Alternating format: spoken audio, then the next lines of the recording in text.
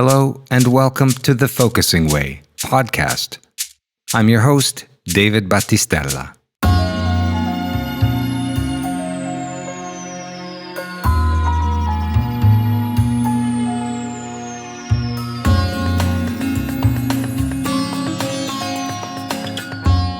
Focusing practice is explored in many ways. I myself have put it to the test in every aspect of my life, time and time again. One might think that going inside is more of a spiritual or emotional practice, but one thing to remember about focusing is that it is a body practice. It's all about going within, seeking answers, and a sense of rightness that flows from within you. Focusing is a body practice. It's not meditation.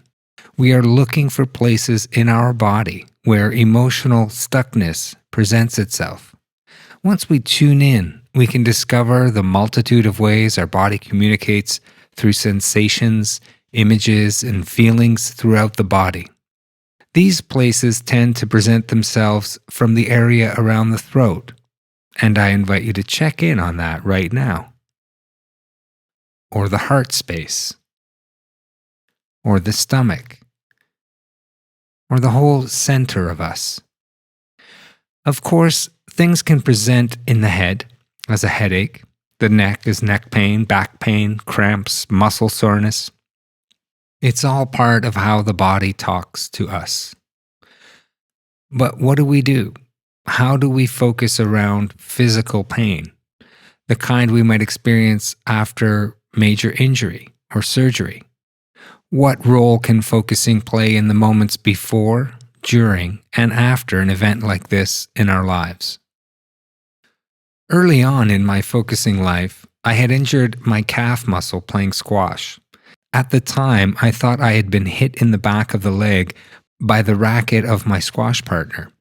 I was convinced that he had cracked the back of my calf with the snap of a bamboo rod.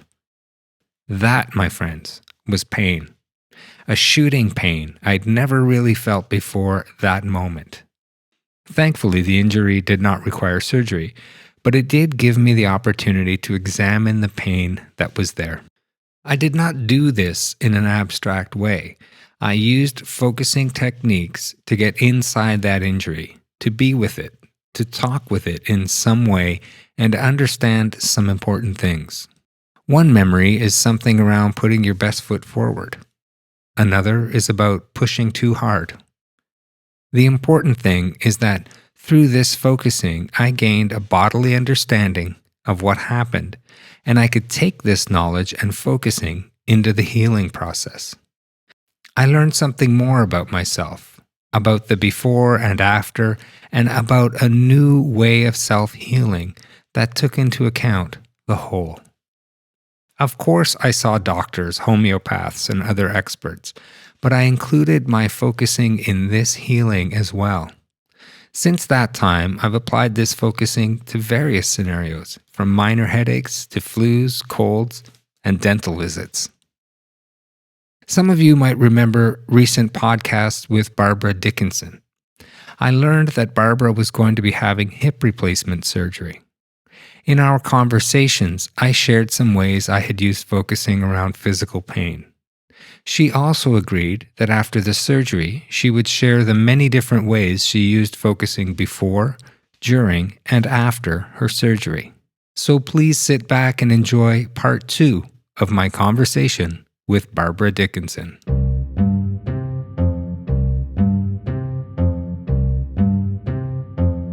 And I'm back with Barbara Dickinson, and we ended our last episode talking about pain and the way pain can sort of get into your mind a little bit, and that dialogue, the internal dialogue that happens around physical pain.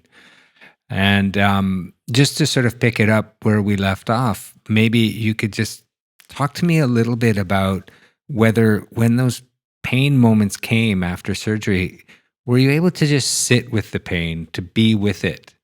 And what was that experience for you? So, by way of introduction, I have to mention what I learned about pain from a focusing perspective from Ann Weiser Cornell. She teaches that there are two parts to pain. The sensation itself, which of course we can explore in a focusing way. I think it's correct to say that's a felt sense. And then there's the part of me that doesn't like it. Mm-hmm. And that can have many different descriptions, how I don't like it. So yes, I sat with pain a lot. And the thing that made my pain management, as the doctors like to call it, so successful was that I was able to ask the body part where the pain was located, what did it want? And I did that a lot. I did it with not only pain, but the other most prevalent physical sensation in this post-process has been itching, irritation. It's a common side effect of the narcotics, but it's also a common healing sensation. And special for me, I turn out to be overly sensitive to some of the adhesives that they use in bandages and surgical glues. So for me, pain and itching were the same thing. They were upsetting. They were physically unpleasant sensations. There's a part of me that hates both of them pretty much equally. And I think I have to say I was lucky that none of the pain ever reached the debilitating level. So when we talk about focusing with pain, we really have to respect people who are in long-term, chronic, strong pain on the pain scale, 7 and above. Yeah. I never went above a 7, maybe an 8, which of course is very subjective, but for me, I never went above that level. So I didn't have what I considered chronic, debilitating pain. I had episodic pain, episodic itching, that reached the level of distracting me, more than distracting me, upsetting me. But I knew that I had tools. I had the tools here in the house, and I could manage it. So with pain, I would sit, I would close my eyes, I would be with the pain, I would put my attention in that area, and it wasn't just my hip. One of the things about hip surgeries that people who haven't been through it may not know is that they twist your knee, they can twist your foot, they can do things to you. I mean, I have bruises in places that shouldn't have bruises that I'm sure got banged in the process of hip replacement surgery, which is kind of gymnastic. The positions they have to put your legs in to get that prosthesis in, or I've seen them once, I don't ever want to see them again. Okay. So there was one day when my knee hurt even more than my hip hurt. And so sitting with that body part and putting my attention on the pain, and at the same time, we focusers multitask because we can monitor 2 parts at the same time. Right. We attend to 2 parts. So there was a part that was really upset that my knee hurt.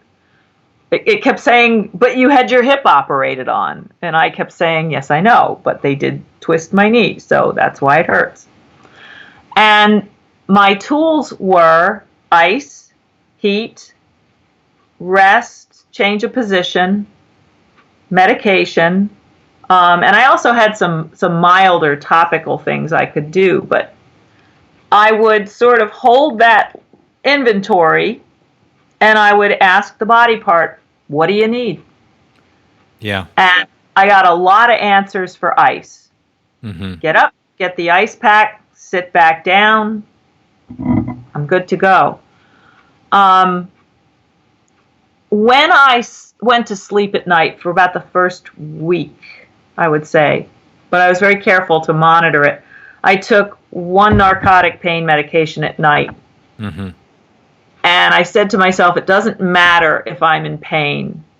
It matters that I sleep. Right. And that, I think, was one of the reasons why I didn't have such tremendous pain, because I automatically took that pain medication at night. Mm-hmm.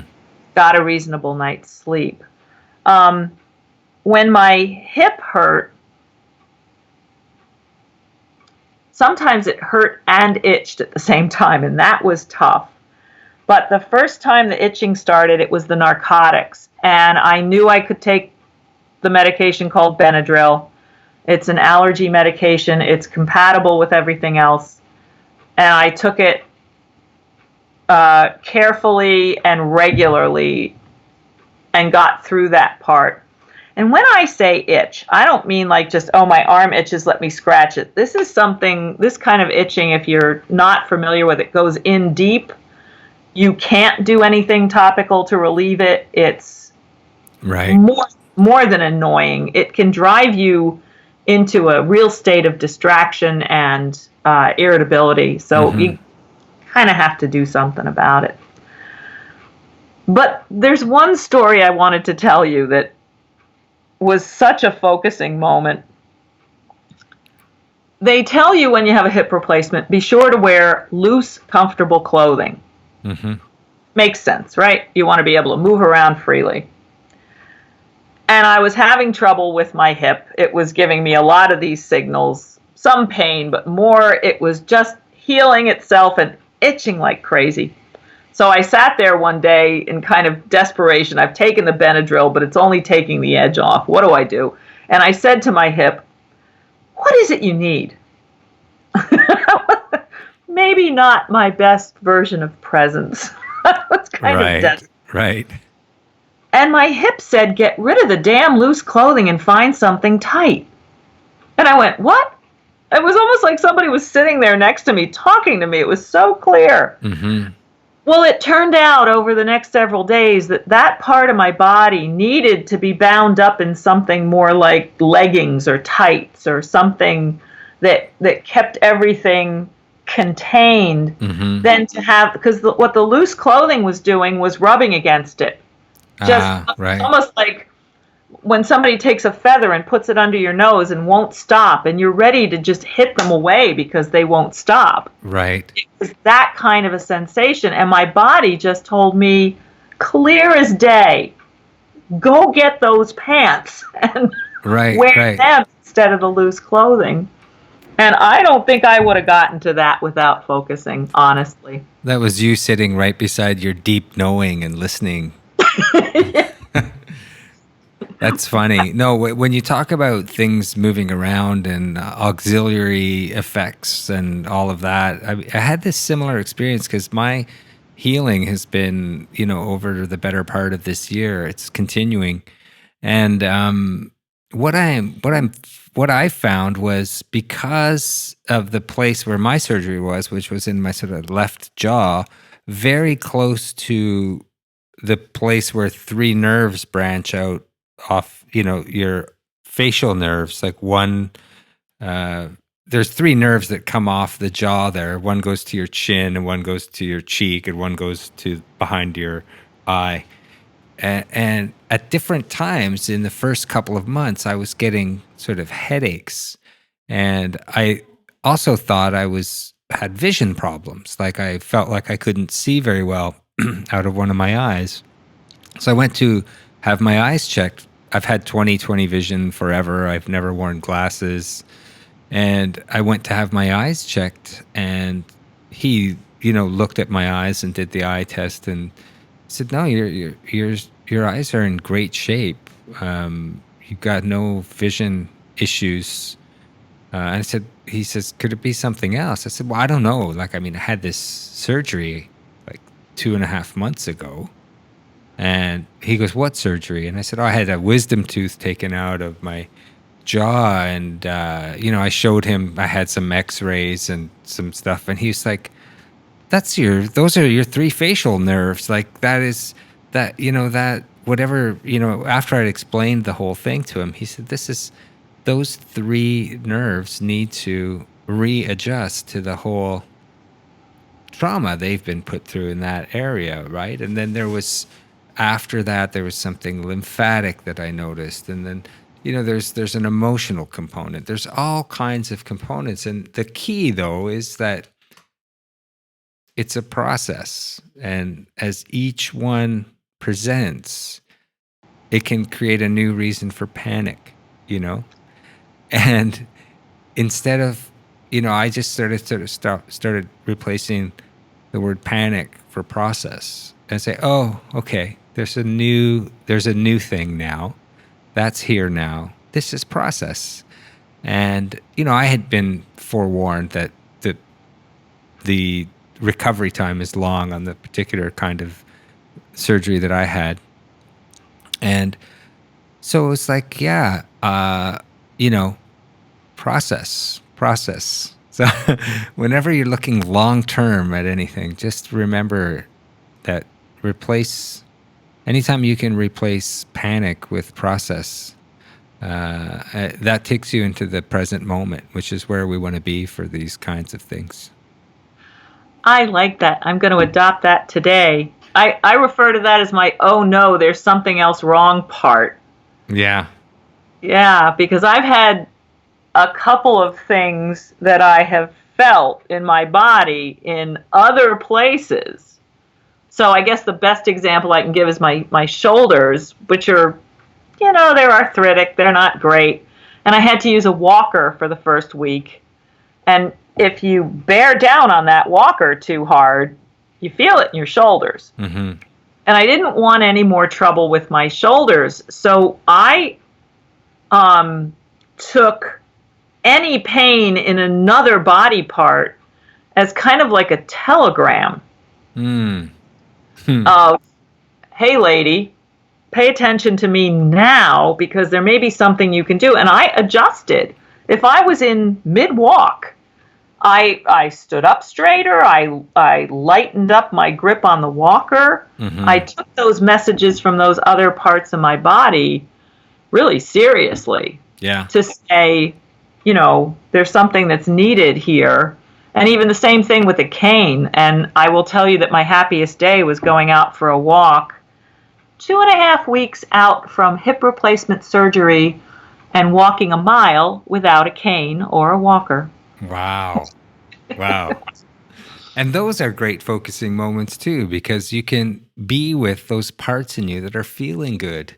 And then as you start to feel good, that feel good thing, like letting those good feelings be there and to let yourself be filled with that sense of maybe accomplishment, of feeling better, all of that then turns back, I think, to the organism and informs the whole sort of emotional structure, informs very often when I'm coming out of a focusing session, I'm inviting the new information to integrate into every cell of my being, into every molecule, into every last atom of me, and that all of that wisdom sort of can permeate like the whole organism, And so, but it's important to also do that with good things. When good things happen, you want them to be sort of absorbed into the wholeness of you, like not just that part of you that feels good for a moment when you've had an accomplishment or something. So that's also a nice sort of road to healing thing. Absolutely. I noticed on that 1 mile walk, the focusing moments, besides the ones that were kind of the, fist pump, I did it. Yeah. Were the ones, can I do it? Mm-hmm. Am I pushing this too far? Mm-hmm. The wonderful thing about the body scan that we do in the first minutes of a focusing session is doing that on the fly. Yeah. Or the walk, so to speak, to just stop and say, how is everything? Are my feet okay? Are my knees okay? Are my hips okay? Is my back okay? Is my neck okay? How am I walking? Am I stooped over, or am I upright as I Right, should be? right. And really taking inventory in that way. So I like the idea of installing the good stuff at a cellular level Mm-hmm. and being able to really do it with every body part. Yeah, yeah. Good stuff. So just to, we're sort of coming up on our time together today, but just as an overall, like if now that you've sort of been through a good chunk of this process, how would you advise someone to use focusing in a lead up or in a post operative process? What would your number one thing be? Well, pre-surgical, I would say, can you make a short list, maybe just 3 things that are your biggest concerns about this? Because if you're thinking about them now, pre-surgery, they come under the heading of things I'm worried about. And if I'm worried about them, do I need to do something about them? Mm-hmm. And that's rich fodder for focusing. You asked me for only one thing, but I'm going to cheat and give 2 more. Okay. I think that thing we talked about, the gratitude, Mm-hmm. is crucial. And I don't know if anybody's written it up anywhere or not. If they haven't, maybe we should. That gratitude with focusing is powerful as a tool. Mm-hmm. Pre-surgically, I was kind of lucky in that the American Thanksgiving holiday was coming during my recovery, and so I kind of had gratitude on my mind, and I spent a lot of time being grateful in a focusing way for everything that I was being given in order to go through this. Post-surgically, the number one thing is to be able to listen to your body in this very targeted way. Mm-hmm. To be checking in regularly with body parts, how, whatever your surgery happens to be. In your case, your jaw. In my case, my hip. Other people, knees, or whatever it is that's being operated on. And, one of the things that you and I are very fortunate in our conversation today that we didn't have to deal with, nothing in our surgery was indicative of disease. Mm-hmm. That we have to deal with in the aftermath, that mm-hmm. there's going to be ongoing treatment for. Mm-hmm.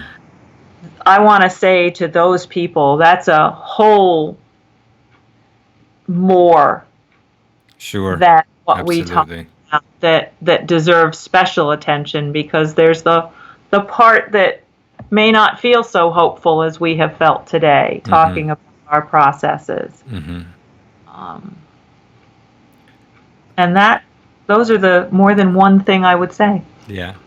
I would definitely echo exactly what you're saying about being with that one, when you're going in for something like what I experienced, which was a tooth extraction, what you experienced, which was a hip replacement, that there's something there that you can thank, and there's something you can be grateful for, even in the yuckiness of having to go through something like this. In the post side of things, I think it sort of emerged out of this conversation, and probably the first time I've articulated is that process will win over panic, and so understanding that you're in a process is sometimes the very, very basic way of becoming present to whatever it is you're going through. And so being attentive to understanding that everything is in process, and that what it feels like in this moment may not, it might feel like forever for now, but it's not forever. That's right. Being in process, I realized before we close that there is something that I must do. I'm not only a surgical patient, but I'm a parent. And I gave a shout out to son number 2 in this podcast, but I must give one to son number 1, who accompanied me through this surgical process. Mm-hmm. And so in the department of things I am grateful for, and he really was a big piece of my gratitude going into this, is that my number 1 son was my advocate in the hospital for the first time. Mm-hmm. I had the experience of having my child instead of an adult friend or other relative. Mm-hmm. My almost 30-year-old son was my advocate, and then my other son stayed home with me, and I was able to bask in gratitude the whole time. Yeah. Because of that. I want to congratulate you on one thing, and that is using this process to become your own advocate, to empower yourself to figure out and to confront and understand all the needs, feelings, wants, desires for a process that is not something people love to have to face. But the way you've approached this and your generosity of spirit and the generous way in which you've agreed to share this with me and hopefully with the people listening can maybe shed some light the next time somebody has to go into some difficult process, something that involves the physical body or anything. And hopefully that informs how they approach the situation. But my hat's off to you, and I want to thank you warmly, honestly, from the bottom of my heart. Thank you for taking this time. You know, people post-surgery cry easily, David. You almost made me cry. Thank you very much. If I can say any word that helps another person ease their situation, I am content. Thank you.